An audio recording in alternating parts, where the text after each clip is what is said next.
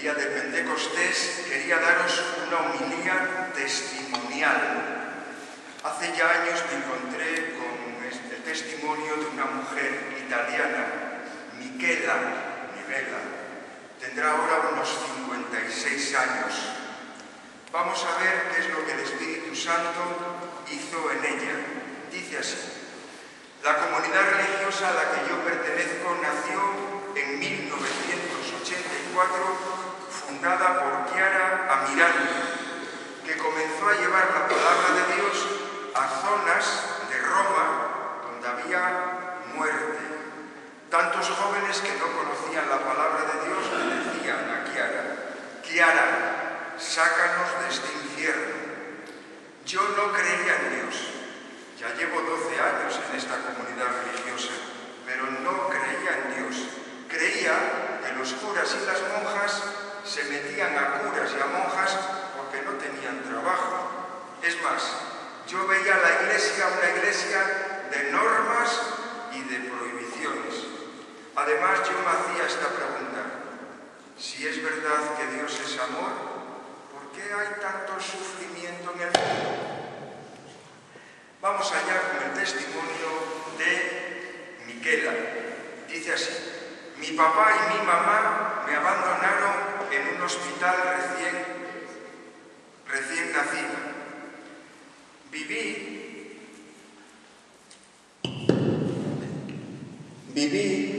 los primeros 6 años de vida en un orfanato.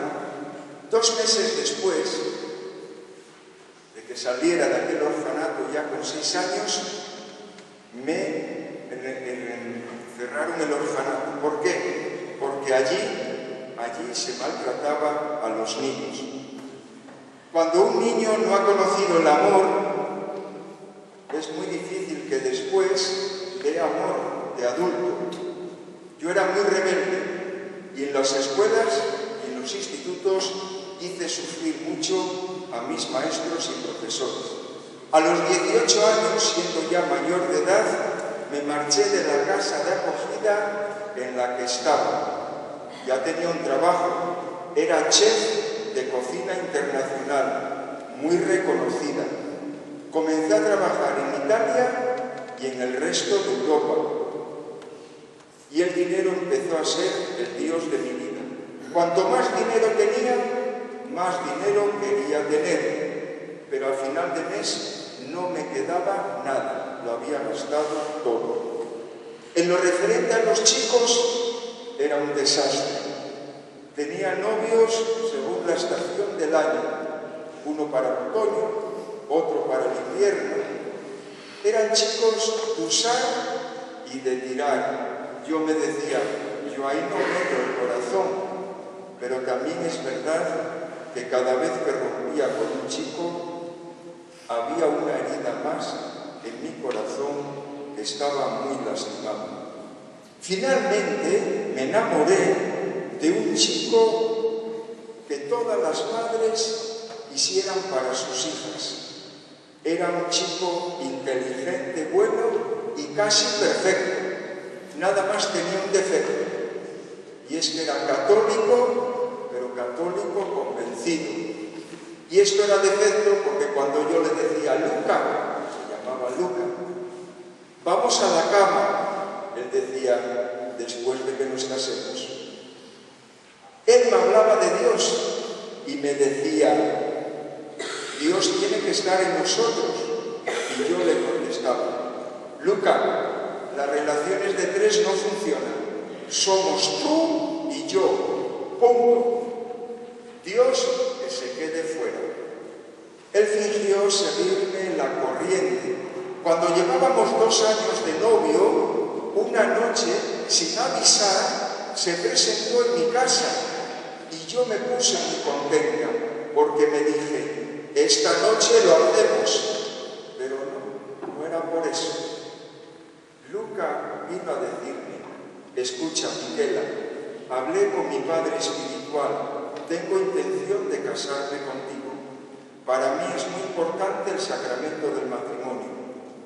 Nos dan la posibilidad de hacer un matrimonio mixto, donde tú digas que no eres creyente, lo firmas, pero a mí me dan la posibilidad de casarme en la iglesia. Yo acepté, solamente le puse una condición: organiza tú la boda.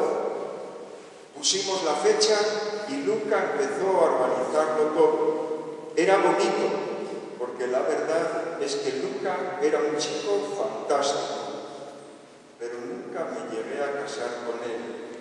4 días antes de la boda murió.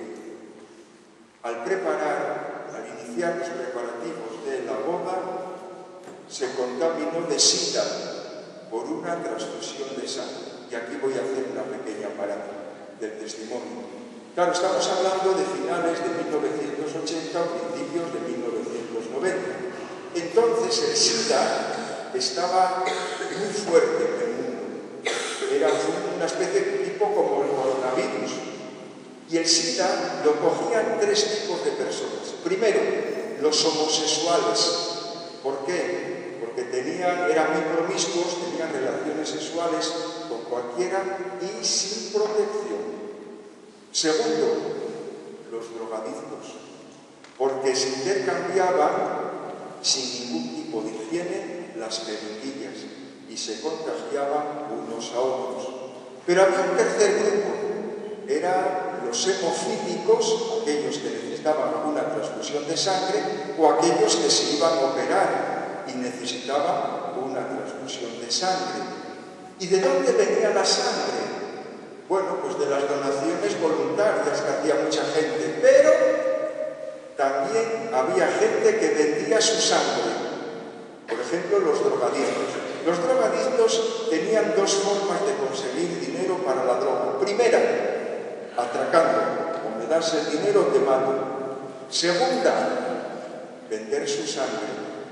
Y en aquellos momentos, finales de 1980, principios de 1990, en los hospitales no se analizaba la sangre de las donaciones. Yo ahora hago donación de sangre y cuando la hago, al cabo de 2 o 3 días, me viene una comunicación. Usted no tiene sífilis, no tiene gonorrea, no tiene SIDA. Pero entonces no. Ahora, cuando se ha visto que la sangre está limpia, se pasa ya para las transfusiones. Pero entonces directamente la llevaban a las transfusiones. Pues Lucas cogió el SIDA en una de estas transfusiones. Seguimos con la historia. Cuando murió Lucas, entré en contacto por primera vez en mi vida con una verdad. Y es que yo con todo mi dinero había algo que no podía comprar. No podía comprar la vida de mi novio. Esto para mí fue una derrota. Lucas se marchó para el cielo 4 días antes de nuestra boda y mi mundo se derrumbó. Me enfadé con Dios por haberme quitado a mis padres. Me enfadé con Dios porque desde pequeñita sufrí mucha violencia. Me enfadé con Dios porque me quitó a mi novio Lucas. La noche del funeral fui hasta la playa y allí mismo hice un juramento. Dios, si tú no existes, me pasaré toda mi vida diciéndoselo a todo el mundo. Pero si existes, empeñaré mi vida en destruirte.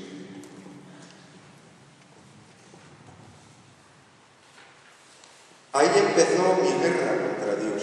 Para buscar a Dios y saber si existía, busqué por las filosofías. Fui a la New Age, al Reiki, pero ahí no encontré a Dios. A todo esto mi vida era triste y angustiosa. Un día me propusieron empezar una psicoterapia. Pensé que si ya lo había probado todo, podía también probar esto. Comencé un día a la semana. Poco a poco me iba sintiendo mejor. En la consulta de aquella doctora, fui un día a la semana, luego 2, luego 3 y finalmente 4 veces a la semana. La psicoterapia se convirtió para mí en una droga, pero había un problema, y y es que aquella doctora en realidad era una sacerdotisa de una de las sectas satánicas más importantes de Italia. Y de la mano de esta doctora yo entré en la secta satánica. Pasé allí 2 años de mi vida, 2 años que me hicieron perder mi dignidad de mujer, mi dignidad de ser humano. Me hicieron cosas terribles y yo hice cosas terribles. Allí he visto muerte y violencia. Mi alma se murió. Me convertí en una auténtica marioneta en manos de aquellas personas de la secta satánica. La noche de Navidad de 1996, durante un rito, me dijeron en la secta satánica que había una posibilidad de que yo fuera sacerdotisa de la secta en una ciudad italiana. Allí solo importa el poder y el tener. Y yo acepté, pero me pusieron una prueba, una condición. Si lograba superarla, sería sacerdotisa de la secta. Me dijeron, en Roma hay una mujer joven, Chiara, que ha fundado una comunidad religiosa. Es un obstáculo para nosotros porque muchos jóvenes la siguen y se alejan de nosotros. Si quieres realmente pertenecer a nuestra secta, tienes que matar a Chiara. Yo acepté y me dieron una pistola. La noche del 5 de enero de 1997 cogí el tren y me fui para Roma. Me dieron la información de en qué casa estaba ella.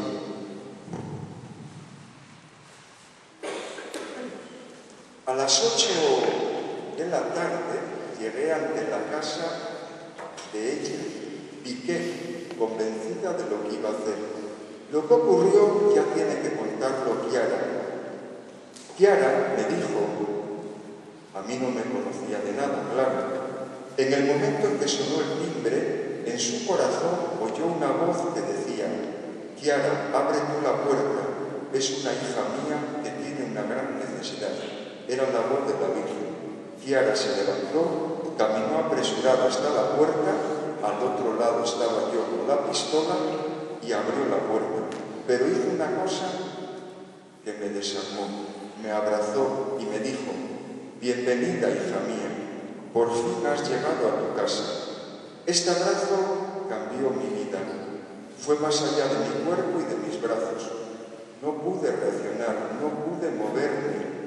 Chiara me desarmó totalmente con ese abrazo y con su mirada. Me llevó dentro, me preguntó cómo estaba. Yo le entregué la pistola y le dije, Chiara, para mí no hay esperanza. Ella me respondió, sí que la hay. El amor ha vencido a la muerte. Hay esperanza para ti, porque Jesús te ama y dio la vida por ti. Y yo le dije, Chiara, yo les conozco como son. Tengo poco tiempo, me matarán a mí y a ti también. Y Chiara me dijo muy firmemente, no, Michela, no lo harán, porque María te quiso en esta casa y en aquella casa me quedé. El Espíritu Santo ya estuvo picando varias veces a la puerta de Michela cuando tuvo aquel novio, Luca, y en otras ocasiones. Pero el corazón de Michela estaba tan destrozado, tan dolorido, que no fue capaz de escuchar a Dios. Y eso también nos pasa a nosotros. En tantas ocasiones, el Espíritu Santo nos llama, toca nuestra puerta, pero estamos sordos, estamos ciegos por tantas cosas. Espero que algún día podamos abrir esa puerta al Espíritu de Dios. ¿Os gustó la historia de Michela? ¿Queréis saber cómo sigue? Pues el próximo domingo.